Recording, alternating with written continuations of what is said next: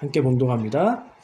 그들이 예수를 끌고 갈 때에 시몬이라는 구레네 사람이 시골에서 오는 것을 붙들어 그에게 십자가를 지워 예수를 따르게 하더라. 아멘.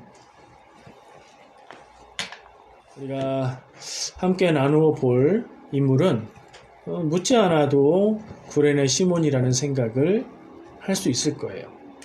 구레네 사람 시몬이라고 소개가 되고 있는데, 이 사람은 예수님하고 지금까지 관계가 있었던 적이 없었던 사람인 것 같고, 바로 딱 요 장면에서 예수님이 십자가를 지고, 십자가의 나무를 지고 십자가 형장으로 가시는데, 밤새 고초를 당해서 그것을 메고 갈 힘이 없어서 자꾸 쓰러질 때에 그 주변에 있는 사람 한 명을 붙들어서 그 사람한테 예수님의 십자가를 대신 지게 했는데, 그 사람이 바로 구레네 사람 시몬입니다.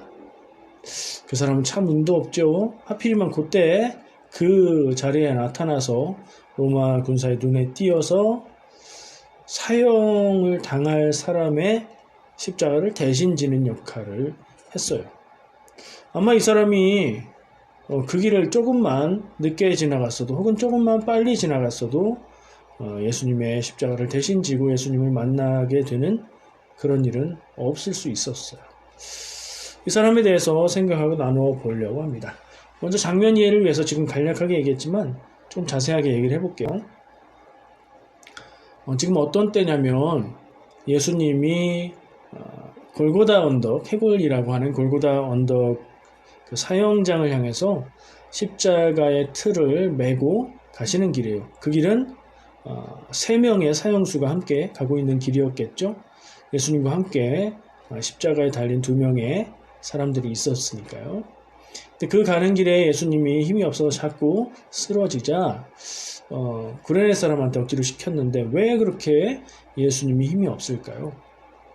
전날 밤에 예수님은 붙들려 가셨고요. 뭐 하다가요? 겟세마네 동산에서 밤늦게까지, 새벽까지 기도하시다가, 그리고 예수님을 잡으러 왔던 그 사람들에게 붙들려 가서 먼저는 유대인 대제사장에게 신문을 받죠. 그리고 유대인들의 회의를 통해서 다시 신문을 받아요. 그리고 나서 사형에 처하게 하기 위해서, 그러니까 결국에 목적이 예수님을 죽이는 것이었기 때문에 사형의 언도를 위해서 로마 권력만 사형을 줄 수 있기 때문에 빌라도 총독에게 예수님을 보내죠. 그래서 빌라도에게 재판을 받아요. 그리고 나서 형이 언도되고 십자가형을 당하기 위해서 가는 길이었던 거예요. 그러니까 밤에 붙들려 가셔서 밤새도록 신문당하고 고초당하고 로마에게 신문당할 때는 채찍 맞으신 것도 기억하죠. 채찍 맞는 것도 굉장히 큰 형벌이거든요. 잠도 못 잤지, 정신적으로 육체적으로 고통이 심했지, 거의 지금 상태가 말이 아닌 거예요.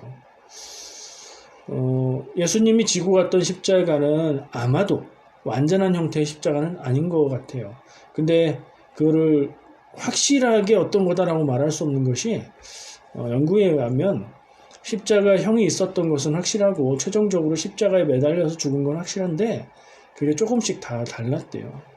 그래서 요즘에 일반적으로는 그 십자가의 가로 부분, 십자가가 있으면 이 가로의 나무를 사형수가 메고 가서 세로로 되어 있는 그 나무에 박아서 세웠다, 이렇게들 얘기를 하는 게 일반적인데, 그렇지 않을 수도 있어요. 상상해보면 예수님은 그 가로로 되어 있는 나무를 메고 가셨겠지요. 그 나무를 메고 갈 수 없을 만큼 쇠잔한 그런 상태에서 예수님은 사형장을 향해서 가고 있었던 거예요. 예수님의 십자가를 대신 진, 어떻게 생각할지 모르겠어요. 그 사람이 그 당시에 내가 왜 재수없게 죽는 사형수의 십자가를 나보고 지라고? 이런 생각을 했을지도 모르겠어요.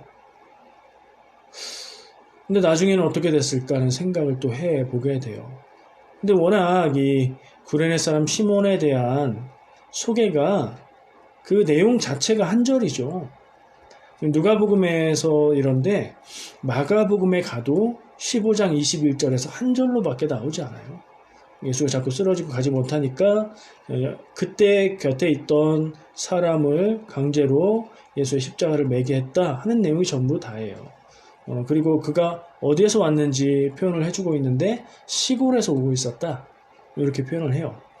아마도 해석하기로는 예루살렘 성에 사는 사람이 아니라 예루살렘 성 밖에 지방에서 살았는데 그때에 볼 일이 있어서 아마도 예루살렘 순례를 위해서 예루살렘으로 들어오는 길이 아니었을까. 그래서 예루살렘 외곽으로 향하던 이 행렬과 만난 게 아닐까 뭐 이렇게 추측을 합니다. 그리고 또 제공하는 정보가 있는데 이 사람이 구레네 사람 시몬이라는 정보예요. 이름은 시몬이죠. 시몬이 베드로의 이름이니까 우리가 시몬이 이름인 건 알고 있죠. 자, 시몬인데 구레네 시몬이에요. 이름 앞에 사람을 구분하기 위해서 붙이는 말은 두 가지죠. 아버지 아니면 할아버지, 그것도 아니면 엄마, 이런 다른 사람의 이름이든가 아니면 그 출신 지역을 붙이죠. 구레네는 사람일까요? 지역 이름일까요? 사람 같지는 않아요. 지역의 이름이라고 알려져 있고요. 지금 현재의 위치, 현재의 도시로 어디냐? 이게 명확하지는 않은데 대체로 북아프리카에 있는 리비아에 있는 트리폴리 그 도시일 거다라고 짐작을 한대요. 북아프리카 쪽에 있던 거는 확실하고요. 북아프리카라고요? 아프리카라고요? 구레네 시몬인데 아프리카에서 왔다고요? 그럼 그 사람은 흑인인가요? 그럴 수도 있어요. 교류가 있었던 곳이거든요. 북아프리카라고 얘기하면 우리가 생각하는 아프리카 얘기하고는 조금 달라요. 북아프리카의 지형상의 특징은 제가 아까 준비한 데에는 파워포인트로 지도를 준비했는데 방법을 다시 바꿔서 못 보여드리거든요. 한번 상상해 보세요. 여기 이스라엘이 있고요. 이스라엘 위로 올라오면 터키 있고 그리스, 이탈리아, 유럽이 있어요. 아래쪽으로 내려가면 이집트가 있죠. 시나이 반도를 지나서 이집트부터 사실은 아프리카가 시작되죠. 그리고 위쪽, 북쪽 해안선을 따라서 나라들이 있는데 지중해를 사이에 두고 유럽과 접해 있는 곳이에요. 그러니까 유럽에서 배만 타고 건너가면 북아프리카에 닿는 거죠. 이 북아프리카의 위쪽에 있는 나라들은 문명권을 유럽하고 연결합니다. 그리고 육로를 통해서도 이렇게 연결이 되잖아요. 그런 걸 생각할 때 예수님 시대는 이미 로마 시대로 묶여 있었던 터라 국제적인 교류가 활발했고 어쩌면 북아프리카 진짜 흑인이 온 걸 수도 있고요. 어쩌면 유대인인데 그 북아프리카 지역에서 살고 있는 디아스포라 유대인일 수도 있고요. 근데 내용을 볼 때는 지금은 유다 지역에 들어와서 사는 것으로 보여요. 누가복음 23장 26절 우리가 본문으로 읽은 말씀에는 이 사람의 출신 지역 구레네 그리고 지금 시골에서부터 온다 하는 얘기밖에 없지만 거의 같은 내용을 말하고 있는 마가복음 15장 21절에 또 다른 정보가 있는데 그 사람의 두 아들의 이름이 나와 있습니다. 자, 생각해 보세요. 이건 신약 성경이죠. 복음서예요. 이것을 읽는 독자들은 누굴까요? 그 당시에 기독교인들이죠. 근데 그냥 내용상으로는 꼭 필요하지 않은 구레네 사람 시몬의 이름 그리고 마가복음에서 그의 아들들의 이름을 기록하고 있는 이유는 무엇일까 생각해 볼 필요가 있어요. 일반적으로는 어떻게 생각하냐면요.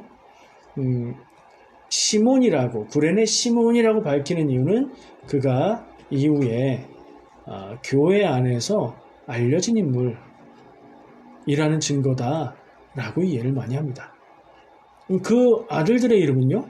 그 아들들 역시 교회에서 알려진 사람들이다라고 볼 수 있다는 거예요. 짐작입니다만 유력한 추측입니다. 그렇게 볼 때는 이 사람이 흑인 아프리카인이든 혹은 유대인이든 간에 유다 땅에 와서 살고 있으며 이후에 기독교로 개종한 성도가 되는 사람이다 라고 짐작할 수 있는 거예요. 짐작입니다. 확정은 아니지만 거의 유력하게 그렇게 짐작합니다. 아니면 이 사람의 이름을 여기다 이렇게 써놓을 이유가 별로 없어요. 사람들이 알고 있는 유명한 사람이기 때문에 그러지 않았을까요? 아까 제가 그렇게 말했습니다. 이 구레네 사람 시몬은 아마 이전에는 예수님을 만나지도 못했고 예수님과 관계가 있는 사람이 아니었을 거다. 그렇다면 오늘 이 장면이 그가 예수님을 처음 만나는 장면이겠지요. 이건 역시 짐작입니다만 그럴 거라고 생각이 돼요. 근데 어떻게 해서 이 장면에서 헤어지고 나면 예수님은 그대로 죽으시고 십자가에서 부활하셨지만 다시 승천하시는데 어떻게 그가 기독교인이 되었다고 짐작할 수 있을까? 저는 생각해보니까 충분히 그럴 수 있겠다는 생각이 들었어요. 이전에는 예수에 대한 소문도 듣지 못했고 전혀 몰랐다 할지라도 상상해보세요. 내가 길을 가다가 공권력에 의해서 무엇인가를 억지로 하기 싫은데 하게 되었어요. 누군가 다른 사람의 죽어가는 마지막 길에서 그를 대신해서 무엇인가 제법 되는 시간을 함께 했단 말이에요. 예수님이 메고 가던 십자가 나무에는 예수님의 땀과 피가 묻어있지 않았을까요? 그걸 메고 가는 사람은 그걸 또 느끼지 않았을까? 그걸 메고 가서 형장까지 가서 내려줬는데 그 자기가 메고 왔던 나무에 예수님이 매달려서 못 박혀 죽어간다는 그것을 그 자리를 바로 떠나지 않았다면 봤을 텐데 느낌이 어땠을까요? 그냥 눈으로 보는 것하고요. 사람이 육체적인 감각으로 경험한 것하고는 느낌이 완전 다릅니다. 내가 메었던 저 나무, 저기에 매달려서 죽어가는 저 사람 특별하게 보였을 거예요. 그 순간 처음 만났다고 할지라도 관심이 갔을 것이고 그 순간의 장면들은 그의 뇌리에 깊이 박혀서 두고두고 기억났을 거라고 저는 생각합니다. 그렇게 기억하고 관심을 가졌다면 이후에 교회가 생겨나고 복음이 전파되는 과정에서 그들이 그리스도라고 하는 예수였구나. 죄패를 보고 유대인의 왕이라는 그 죄명도 보았을 것이고 그가 흉악한 범죄를 저질러서 죽은 사람이 아니라 구원자로 오셨는데 죽음을 당하셨고 그의 생명이 대속의 은혜가 되어서 구원을 열어주셨구나. 이걸 깨닫고 기독교인이 되지 않았을까? 라고 아주 거의 확신에 가까운 그런 추측을 합니다.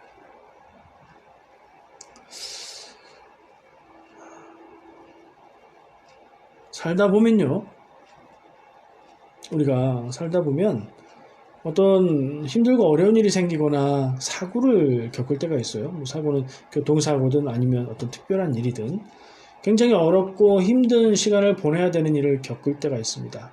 그런데 생각해보면 교통사고를 예를 들어보지요. 여러분들 교통사고 경험해 보셨어요? 교통사고가 쉽게 나는 게 아닙니다. 운전 함부로 한다고 해서 쉽게 나지 않아요. 무슨 얘기냐면 교통사고의 순간을 기억해보면 만약에 내 차가 그 순간보다 1초만 빨리 지나갔어도 만약에 내 차가 그 순간보다 5초만 늦게 지나갔어도 그 사고는 나지 않습니다. 그죠? 똑같은 시간에 그곳에 있었을지라도 내가 아주 조심해서 안전하게 위험을 피할 수 있는 선택을 해서 운전을 했다면 그 사고는 나지 않습니다. 사고가 났다는 건 힘들고 괴로움을 주는 안 좋은 일이긴 하지만 확률로 따져보면 이건 굉장히 큰 확률에 걸린 것이라고 볼 수 있다는 얘기죠. 사고는 이렇게까지 말할 수 있을 것 같아요. 운이 없어서 사고가 나는 게 아니라 사고가 나는 확률을 겪었다면 복권을 사도 될 정도다. 무슨 얘기인지는 아시겠죠? 사고가 그렇게 쉽게 나지 않아요. 그런데 그런 생각을 해보면 내가 사고가 났다는 것은 사고가 날 위험이 조성되어 있는 그 장소에 그 시간에 정확히 그 자리에 그때 내가 거기에 있었다는 것이고요. 그러기 위해서는 언제부터인지 모르지만 나의 시간들이 그렇게 척척척 맞아 들어가서 그렇게 됐어야 되고요. 정말 사고가 날 수밖에 없는 순간일지라도 정말 안전운전을 해서 그 사고를 모면하려는 운전을 내가 할 수 있었다면 또 그건 피할 수 있었던 거잖아요. 이렇게 생각해 보면요. 어떤 일, 어려운 일, 힘든 일, 사고를 만났다는 건 그냥 운이 안 좋아서 재주가 없어서 그런 생각으로 끝내버릴 일이 아닌 것 같아요. 누군가 그렇게 되어지게 만들었다면, 그렇게 한번 생각해 본다면 왜 나에게 이런 일이 있게 되었을까? 이 일을 통해서 나는 무엇을 생각하고 무슨 일을 해야 될까? 이 일에 대해서 나는 어떻게 대응해야 될까? 하는 깊은 생각이 필요한 거죠. 근데 대체로 교통사고의 예를 들었으니까 교통사고의 고민과 반성의 결론은 내가 그동안 참 위험하게 운전을 해왔구나. 위험한 건데 그것도 모르고 괜찮다고 생각하면서 그렇게 해왔구나. 그러다 보니까 그 순간이 쌓여서 그렇게 되었구나 라는 결론이 나게 되죠. 구레네 시몬이 하필이면 그날 그 장소에 그 근처에 사람이 얼마나 있었을지 모르지만 다른 사람이 뽑혔을 수도 있잖아요. 근데 그 근처에서는 제일 힘세 보이는 사람이었나 보죠. 그때 그곳에 있게 된 것은 누구의 뜻이었을까요? 하나님의 인도하심이라고 생각해보면 그런 방법으로 예수님을 만나게 된 것도 하나님의 인도하심으로 생각할 수 있겠죠. 자, 여러분들은 예수님을 어떻게 만나셨습니까? 여러분은 어떻게 해서 교회에 다니는 신자, 성도가 되셨습니까? 그때 그러지 않았다면, 그때 그 친구가 날 전도하지 않았다면, 그때 엄마가 교회 가라고 할 때 싫다고 안 갔다면 이러지 않았을 수도 있죠. 지금 성도가 되지 않았을 수도 있죠. 그렇죠? 하나님이 날 부르신 것이고 하나님이 날 그렇게 인도하신 것이고 그렇게 예수님을 만난 것이라는 생각을 하는 게 맞는 것 같습니다.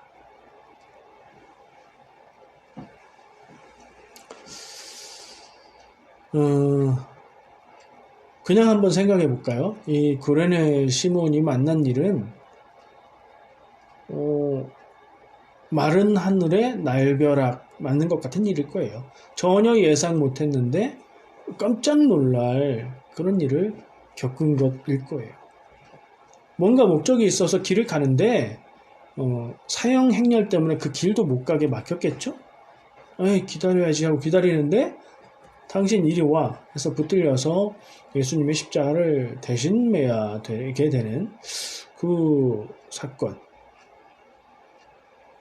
처음에는 굉장히 불쾌하게 받아들였을 것 같아요. 아니 내가 왜 이걸 해야 돼? 했겠죠. 그러나 군인들 앞에서 그렇게 저항할 수는 없고 생각만 그렇게 하고 말없이 시키는 대로 예수님의 십자가를 메고 갔어야 했겠죠. 어떻게 만나든지 예수를 만나면 인생이 변합니다. 성경에 많은 사람들이 그랬고 우리가 매주 한 명씩 보고 있는데도 지금 꽤 오랜 시간 예수를 만나서 삶이 변화된 사람들을 생각하고 있죠. 앞으로도 제법 남아있어요. 시리즈가. Goodbye. 스피커가 꺼지는 소리입니다. 예수를 만나면 대체로는 길을 찾게 되고 구원을 얻게 됩니다. 여러분, 이 구레네 사람 시몬이 예수님 만났고 그가 아마도 기독교인이 됐을 거라는 이 짐작을 가지고 우리의 삶에 내가 만나게 되는 불행한 것처럼 느껴지는 일들에 대해서 우리는 다시 생각해 볼 수 있습니다. 만약에 구레네 시몬이 제가 추측한 대로 그 당시에는 굉장히 불쾌하게 느껴질 수 있는 경험을 통해서 예수님을 만나게 됐고 그의 삶이 변화되게 되었다면 아까 예상한 대로 그도 성도가 되고 그의 아들들도 성도가 되는 믿음의 가문을 이루게 되었다면 그럼 정말 복된 만남이었겠죠? 이제 여러분 스스로에게 한번 물어보시기 바랍니다. 우리는 다 예수를 만났습니다. 이 말은 제가 평소에 묻는 인격적으로 예수를 만났는가 하는 질문하고는 다른 얘기예요. 우리는 예수님을 알지요. 교회에 대해서도 알고 교회에서 전하는 복음에 대해서도 알고 그런 의미에서 예수님을 만났어요. 이 만남은 나의 인생에 어떤 영향을 미쳤고 미치고 있는가 한번 질문해보고 대답해 보시기 바랍니다. yes or no 이런 대답은 아니니까 좀 어려울 거예요. 예수님을 만났어요. 내가 교회 다니고 있어요. 내가 우리 교회 성도예요. 그래서 내 인생은 어떻게 바뀌었을까? 내가 만약에 교회 다니는 사람이 되지 않았고 우리 교회 성도가 아니라면 지금과 어떻게 다른 인생을 살고 있을까? 그래서 지금 내 모습이 교회 다니지 않고 우리 교회의 교인이 아닌 삶보다 더 귀하고 감사하고 좋은가? 예수를 만난 것, 교인이 된다는 것, 이것이 나의 인생을 어떻게 바꾸어 놓았는가 한번 물어보시기 바랍니다. 예수 믿고 나서 나는 어떻게 됐습니까? 전보다 더 행복해졌습니까? 인생이 더 가치 있게 되었습니까? 고난과 역경을 만나도 이길 수 있는 능력을 갖게 되셨습니까?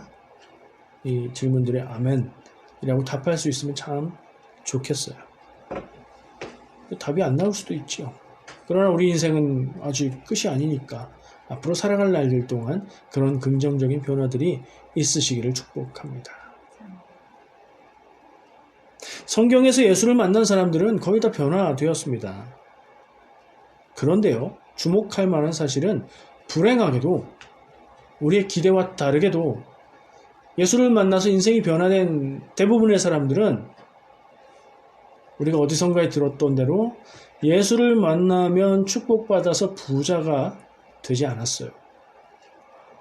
예수를 만나서 공부를 잘하게 되지 않았어요. 예수를 만나서 성공하지도 않았고 예수를 만나서 명예를 얻게 되지도 않았어요. 말할 수 있는 것은 제가 아까 질문했던 것들입니다.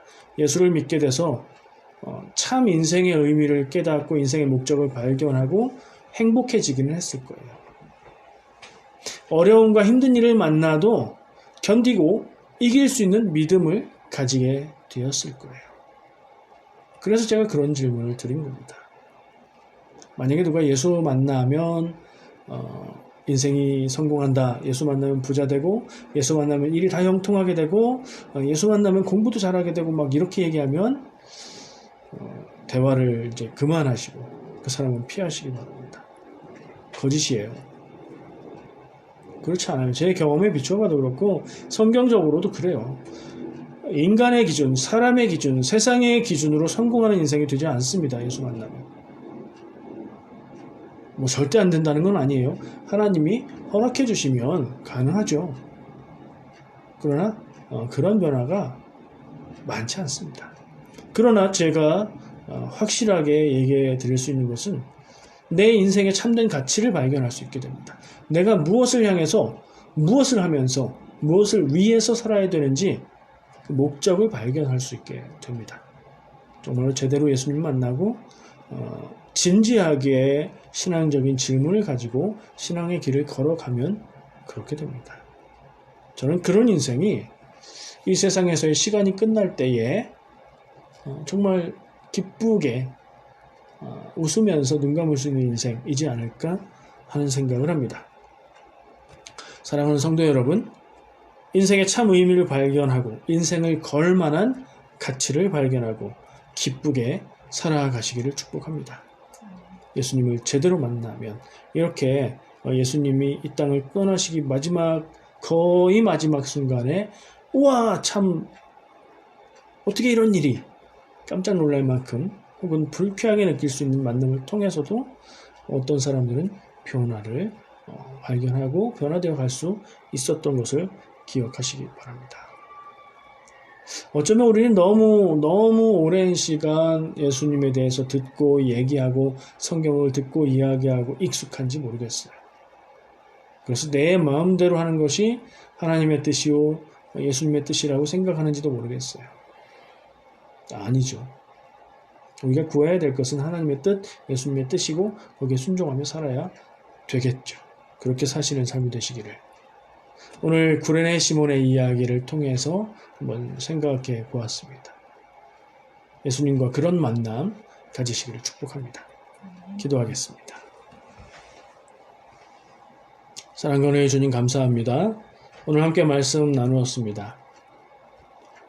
오늘 함께 나눈 말씀들이 기억되게 하시고 말씀에 대한 해석 말고 말씀이 정확하게 기억되어서 우리가 그 말씀에서 질문하고 답을 찾아내며 하나님의 뜻을 발견할 수 있는 우리가 되게 주여 인도하여 주시옵소서.